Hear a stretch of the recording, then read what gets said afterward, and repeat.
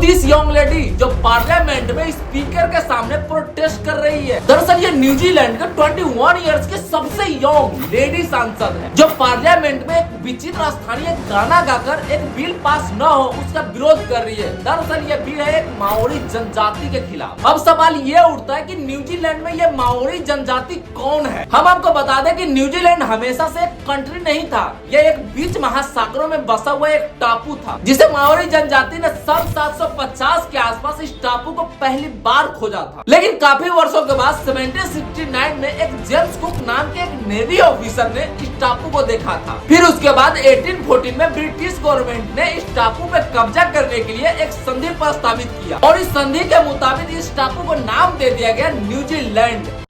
तो क्या इस न्यूजीलैंड पर किसका अधिकार होना चाहिए, माओरी जनजाति का जिसने पहली बार इस टापू को खोजा था, या फिर ब्रिटिश गवर्नमेंट का? और इसी बातों को लेकर दोनों पक्षों के बीच काफी ज्यादा लड़ाई भी हुआ, जिसमें माओरी जनजाति के सबसे ज्यादा लोग मारे गए। माओरी का कहना है कि इस जमीन को सबसे पहले हमारे पूर्वजों ने खोजा है, इसलिए इस जमीन पे सबसे पहला अधिकार हमारा होना चाहिए। लेकिन 1814 में ब्रिटिश गवर्नमेंट के एक लीडर हॉब्सन ने सभी माओरी जनजाति के मुखिया को एक संधि प्रस्ताव के लिए बुलाया। उस संधि में था कि जितने भी माओरी जनजाति है उन सभी को ब्रिटिश गवर्नमेंट की संप्रभुता को मानना पड़ेगा, जिससे उसे ब्रिटिश नागरिक का अधिकार मिल सके। और ये संधि हो भी गई। तो क्या उस संधि के बाद अंग्रेजों और माओरियों के बीच एक शांति का माहौल बना रहा? नहीं।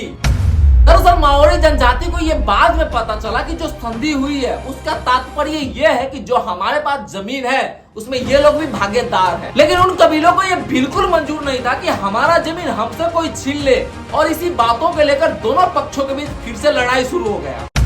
आपको क्या लगता है कि न्यूजीलैंड एक शांतिनुमा या फिर अमन को पसंद करने वाला देश है? नहीं। अगर आप इसकी क्रूरता को जानोगे तो आपकी रूह कांप जाएगी। एक टाइम था जब ब्रिटिश गवर्नमेंट माओरी जनजाति से 95% जमीन को हड़प लिया था, जिसका घर जिसकी जमीन उसको दर बदर की ठोकरें खाने के लिए छोड़ दिया हुआ था। न्यूजीलैंड में आज भी माओरी जनजाति को बिना सबूत के ही जेल भेज दिया जाता है। पूरे वर्ल्ड में आज भी 95% कंट्री डेमोक्रेसी हो गया है, लेकिन मुझे नहीं लगता कि न्यूजीलैंड आज भी डेमोक्रेसी है, क्योंकि जैसे अमेरिका में ब्लैक फॉक्स को सरवाइव करने में प्रॉब्लम फेस करना पड़ता है, वैसे ही न्यूजीलैंड में माओरी को।